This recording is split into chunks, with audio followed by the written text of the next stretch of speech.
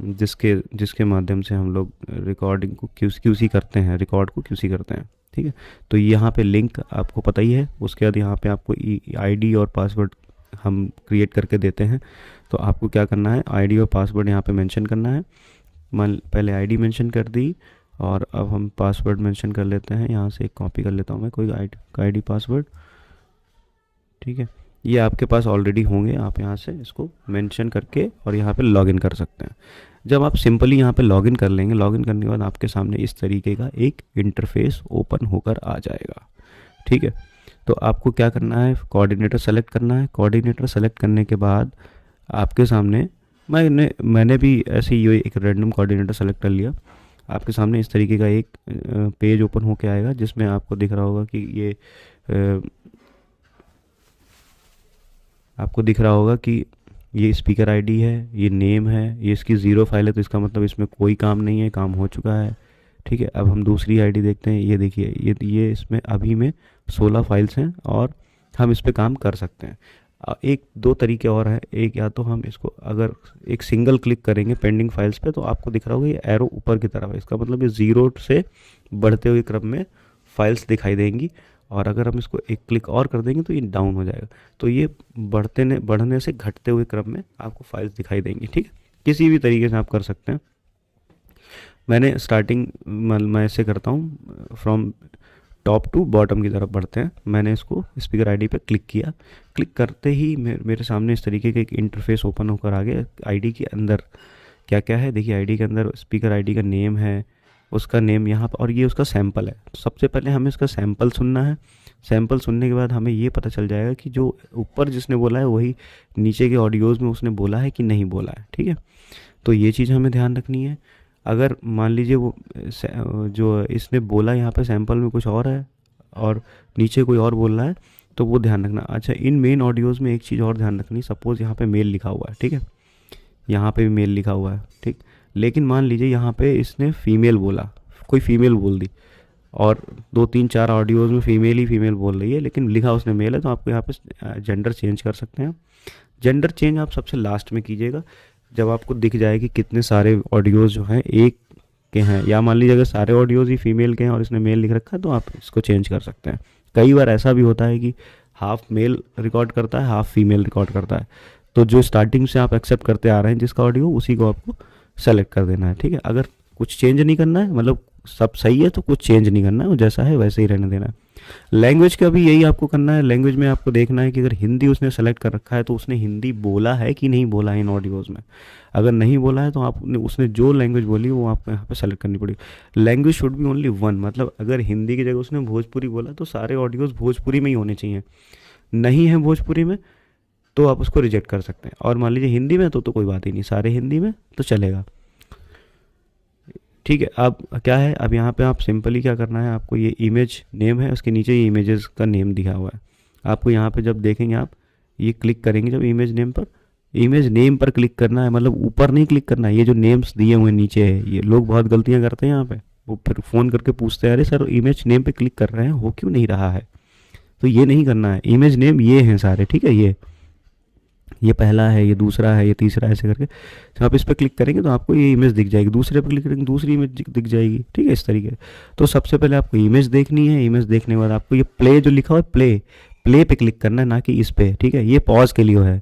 यहाँ पे प्ले पे क्लिक करेंगे तो प्ले पे क्लिक करते ही आपको ऑडियो स्टार्ट हो जाएगा। ठीक है, अब ऑडियो स्टार्ट हो जाएगा पूरा, और जब तक पूरा ऑडियो कंप्लीट नहीं हो जाएगा तब तक ये ओपन नहीं होंगे, ना एक्सेप्ट के लिए ना रिजेक्ट के लिए। अभी जब ओपन होंगे तो ये ब्लू हो जाएंगे। ठीक है,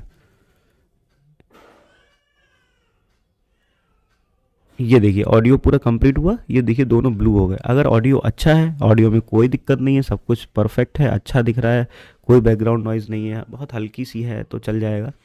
लेकिन वो भी देखना पड़ेगा कि वो किस तरीके का बैकग्राउंड नॉइज़ है। अगर कोई बच्चा शोर मचा रहा है, ये कर रहा है, वो कर रहा है, तो मत एक्सेप्ट कीजिएगा, वो बहुत डिस्टर्बिंग हो जाता है। ठीक है, तो जब आप इसको एक्सेप्ट करेंगे तो ये ग्रीन हो जाएगा, एक्सेप्ट जो है ग्रीन ब्लर हो जाएगा। ठीक है, अभी मैंने इसमें कुछ नहीं किया है, वो मैं जस्ट बता रहा हूँ।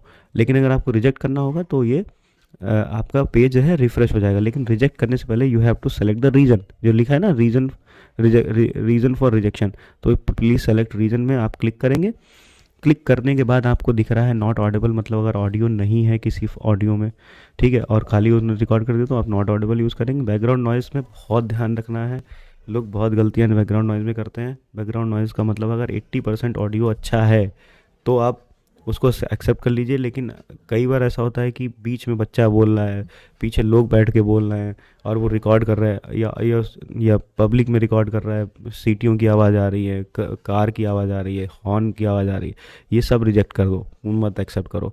लेकिन आपको लग रहा है बहुत माइनर या माइनर से थोड़ा सा ऊपर साउंड जो है वो डिस्टर्बिंग नहीं है, बैकग्राउंड है, तो आप एक्सेप्ट कर सकते हो। मेन स्पीकर का ऑडियो अगर अच्छा आ रहा है तो यू कैन एक्सेप्ट। लेकिन बहुत शोर शराबा है, बच्चा बच्चा पड़ोस में ही बैठ के बोल रहा है और वो रिकॉर्ड कर रही है, तो भी वो बेकार है, वो मल्टीपल स्पीकर में आ जाएगा, ठीक है। याद रखिएगा, बैकग्राउंड नॉइज़ में आप बहुत इंटेलिजेंस यहाँ आपकी रहनी चाहिए। इमेज एंड ऑडियो मिसमैच में क्या है, इमेज में दिखाया कुछ गया और वो बोल कुछ रहा है। मान लीजिए इमेज में पेड़ पौधे दिखाए गए और वो बोल रहा है कि नहीं ये तो एक कमरा है, ये ऐसे है वैसे है, तो आपको हटा उसको इमेज एंड ऑडियो मिसमैच लेके रिजेक्ट कर देना है, ठीक है। Not speech is not natural means कि वो नॉच, देखिए अभी मैं जो बोल रहा हूँ this is the natural speech, ठीक है। अगर मैं पुड़िया खा के बोल दूँ या मैं अपनी वॉइस बना के बोल दूँ, ठीक है, तो या मिमिक्री कर दूँ या कुछ भी कर दूँ, मतलब which is not my words या सॉरी माई वॉइस, ठीक है, तो आप उसको रिजेक्ट करना है। स्पीच इज़ नॉट नेचुरल में। मल्टीपल स्पीकर में क्या है, मल्टीपल स्पीकर में मैंने आपको बताया कि अगर कोई बोल रहा है उसके साथ में भी कोई बोल रहा है कि वो कह रहा है कि इस तरीके से बोलो, इस तरीके से बोलो, दिस इज़ एन एग्जांपल, या वो बैठ के उससे बातें कर रहा है और वो रिकॉर्ड भी कर रहा है, या बच्चा उसके साथ बैठा हो, बच्चा रो रहा है, बच्चा उसको डिस्टर्ब कर रहा है, तो ये मल्टीपल स्पीकर में आ जाएगा। और एब्यूसिव लैंग्वेज आप सभी को पता है कि अगर वो कुत्ता भी बोलता है तो वो एब्यूसिव लैंग्वेज में ही आएगा, ठीक है। और नॉन नेटिव स्पीच का मतलब हुआ कि नॉन नेटिव स्पीच को अभी छोड़ दीजिए, लेकिन वैसे नॉन नेटिव स्पीच का मतलब ये हुआ कि कोई बंदा बैठा हुआ है कर्नाटक में और वो हरियाणा को रिकॉर्ड कर रहा है, तो वो उसका नॉन नेटिव स्पीच ही हुआ, ठीक है।